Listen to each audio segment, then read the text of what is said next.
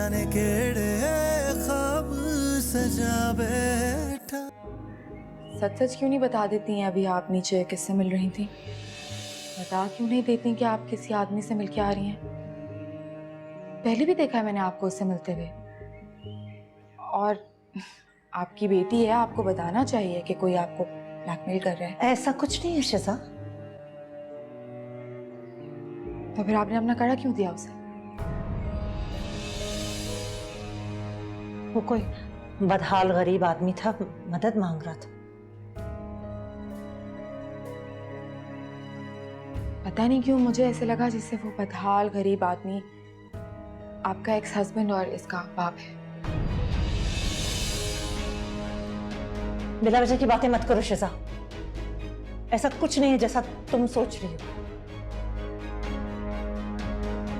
अपनी शक्ल देखने जाके एक दफा आईने में, खुद पता चल जाएगा कौन सच कह रहा है और कौन झूठ।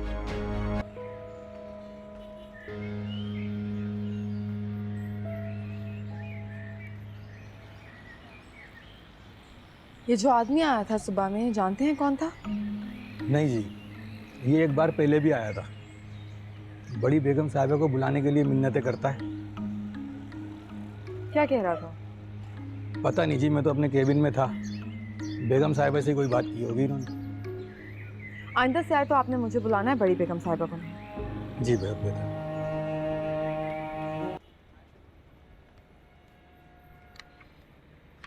मिल रहा इतने सालों बाद, क्यों ढूंढना चाहती हो अपने बाबा को? बस एक हसरत है,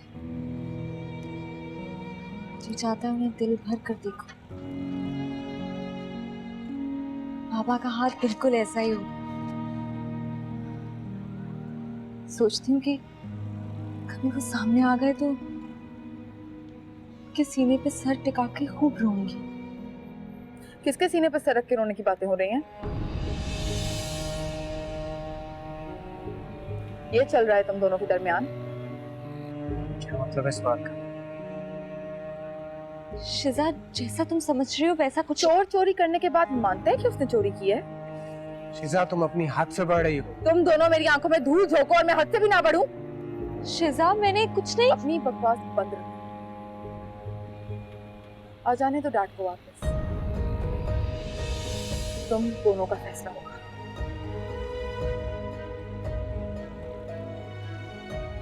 ये अब्बू के सामने भी ऐसी बात कर देगी? मैंने कुछ। रिलैक्स, टेंशन मत लो। कल बहुत अच्छी तरह जानते हैं इसकी फजूल बातें और हरकतें। उसको सीरियस नहीं ले।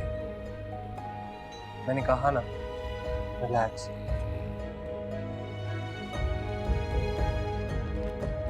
ये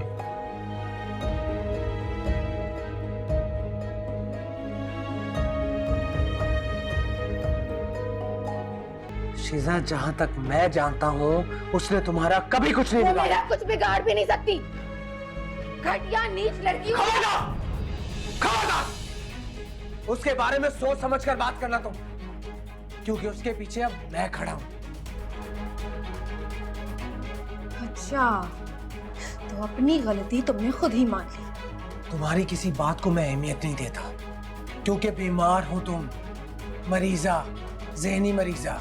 अभी तो सिर्फ मिमरा के बारे में बात की है मैंने। उसकी माँ के बारे में तो कहना ही भूल गई। जैसी माँ वैसी बेटी। तुम जानती भी हो अपनी बात का मतलब।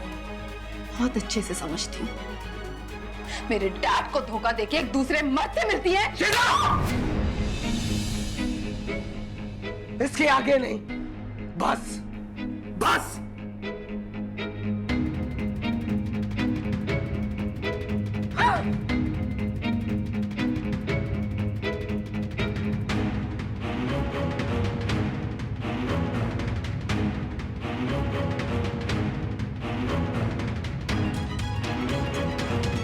बासित ने मुझ पे हाथ उठाया, थप्पड़ मारा इसने मुझे।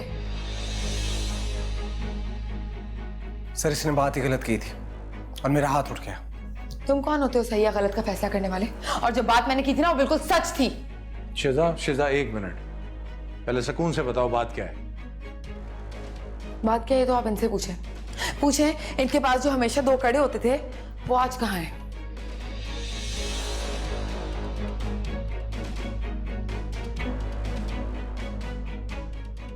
खामोश क्यों है? पूछे इनसे। कौन से कड़े अलमास? कहाँ है वो कड़े? बताओ। नहीं बता सकती, क्योंकि अपने हाथों से उतार के किसी गैर मर्द को दे चुकी हैं ये। किसको और क्यों? बोलो, जवाब दो। तो फिर वो ये तो मैंने अपनी आंखों से देखा है डैड, वरना इससे पहले पता नहीं क्या क्या मेहरबानियां करती रही होंगी उस शख्स के ऊपर। हर बात का जवाब लीजिएगा इनसे।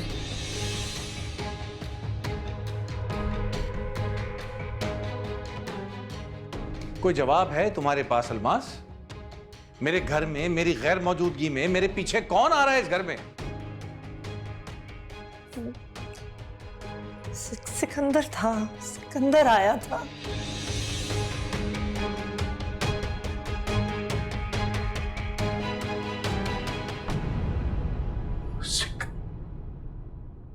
उसकी इतनी हिम्मत कि वो मेरे दरवाजे तक आए? और उसे कैसे पता है तुम यहां रहती हो? मुझे नहीं पता है, मैं नहीं जानती कुछ भी कि वो यहां तक कैसे आ गया। मुझे कुछ नहीं पता। अगर पहुंच भी गया था इस घर के दरवाजे तक तो धक्के मार के निकाल नहीं सकती थी उसको? गार्ड से कहती थी, वो धक्के देके निकाल देता। मगर नहीं, तुमने तो कर्म नवाजियां शुरू कर दी उससे। नहीं तो फहम, मैंने पहली बार पुलिस की धमकी देकर भेज दिया था उसे। दोबारा आया तो तुम उस पे इनायतें करने लगी, उसे अपना जेवर उठा के देने लगी तुम। जेवर उसको दिया जाता है जिसके लिए दिल में जगह हो, को गुंजाइश हो। क्यों किया तुमने ऐसा? नहीं तो फहम, मैं डर गई थी कहीं वो अपनी बेटी से मिलने का मुतालबा ना करे, उसे मेरे पास से ले ना जाए। वो निम्रा के बाबा है। तो फिर मैं अपनी बच्ची को अपने आप से दूर नहीं कर सकती। खुदा गवाह है कि मुझे बस यही खौफ था, ना उस आदमी की मेरी जिंदगी में कोई हैसियत है, ना मेरे दिल में कोई उसकी अहमियत है। बस मैं डर गई थी। मुझे लग रहा था वो मुझे ब्लैकमेल करेगा और निम्रा से मिलने की कोशिश करेगा, और कुछ भी नहीं था मेरे दिल में। एक सगा बाप अपनी बेटी को ना ले जा सके, इसलिए तुम्हारे दिल में जो आया तुमने किया, जो दिल चाहे उसको उठा के दे दिया। नहीं करूंगी, ऐसा कुछ नहीं करूंगी मैं दोबारा। बस मैं आपके आगे हाथ जोड़ती हूँ, मैं पैर पकड़ती हूँ। आप कुछ ऐसा करें कि वो आइंदा अपनी जबान से मेरी बेटी का नाम ना ले, इस दहलीज पे दोबारा कभी ना आए। मुझसे वादा करें। मैं उस घटिया आदमी के मुंह भी नहीं लगना चाहता। वो यहां आए ना तो उसकी बेटी का हाथ उसके हाथ में देना और चलता करना दोनों को यहां से। नहीं तो उस आदमी को मेरी निम्रा मुझसे छीनने मत दे। आपको अपनी बेटियों का वास्ता, उनकी जान की कसम है, तो फिर मुझ पे रहम करें। मैं आपके पैर पकड़ती हूँ, मैं आपके आगे हाथ जोड़ती हूँ। अगर वो दोनों मिलने के लिए तड़प रहे हैं तो उसके हाथ में हाथ पकड़ाओ बेटी को और दफा करो दोनों को यहां से। नहीं तो फहल, वो नादान है, वो सिर्फ आपको जानती है।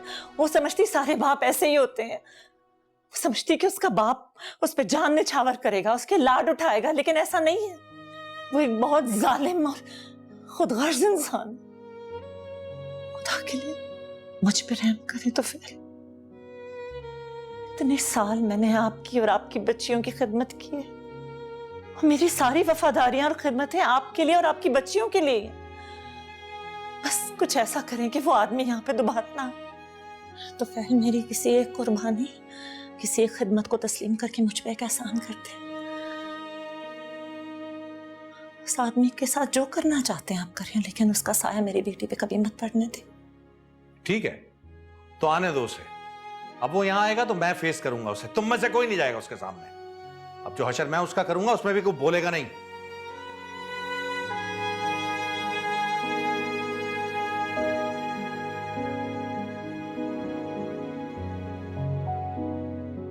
जो भी हुआ, जैसे भी हुआ, तुम्हें शिजा पे हाथ नहीं उठाना चाहिए। I am really sorry sir, लेकिन जो बात शिजा ने की थी उसके बाद मैं अपने आप को रोक नहीं पाया। तुम्हारे सामने कह चुकी है वो, 2 बार नजर आया उसे वो शख्स। लेकिन सर, सिर्फ देखने के बाद, इसलिए जाने बगैर ये बात उसको नहीं करनी चाहिए थी। और अब आंटी के बताने के बाद आप भी इसलिए जान चुके होंगे, और आप जानते हैं कि आंटी की नीयत बुरी नहीं थी। सिर्फ देखकर राय कायम करने से सच्चाई बदल नहीं जाती। ठीक है, कोशिश करता हूँ उसको समझाने की, पहले इस मसले से तो जान छुड़ाऊंगा। आंटी बहुत डिस्टर्ब हो गई है सर, निम्रा के लिए बहुत परेशान है। आपने क्या सोचा इस बारे में?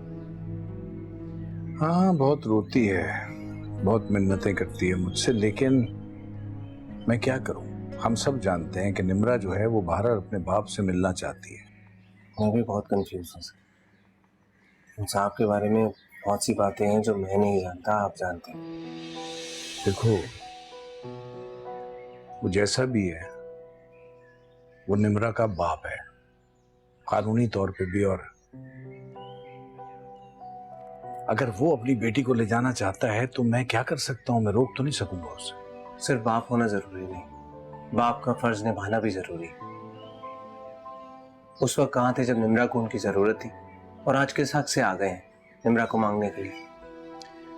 देखो यार बासित, मैं इस बहस में नहीं पड़ना चाहता, और अपने घर में भी कोई डिस्टर्बेंस हो इस बात को लेके मैं वो भी नहीं चाहता। लेकिन इस वक्त मसला आपकी बीवी का, उस बीवी का जिसने आपकी बेटियों को मां बनकर पाला है सर। उनके लिए आपको करना पड़ेगा सर। आप तो सामने थे सर, आप जानते हैं कि उन्होंने आपके घर को संभालने में कोई कोताही नहीं की। तुम ठीक कह रहे हो, सच पूछो तो मुझे उससे कोई शिकवा नहीं है। उसने वाकई बहुत डेडिकेशन के साथ इस घर में अपनी जिंदगी गुजारी है। उस वक्त जब मुझे जरूरत थी, मैं तन्हा था, उस वक्त आपा भी दुबई जा चुकी थी, और अगर अलमास मेरी जिंदगी में ना आती तो शायद ये जिंदगी इस तरह से ना हो सकती। मैं कैसे तन्हा अपने कारोबार को और अपने घर को चलाता, मेरे लिए बहुत मुश्किल हो जाता। तो बस ठीक है सर, आपको आंटी का साथ देना चाहिए। देखो यार बासित, तुम बेटे हो मेरे, जितना ही घर मेरा है उतना ही तुम्हारा भी, और मैं जानता हूँ तुम कभी भी गलत मशवरा तो नहीं दोगे मुझे। I know you. Thank you sir. Assalamualaikum everyone, this is Yashmakil here. Please subscribe to the YouTube channel of Airby Digital to stay updated.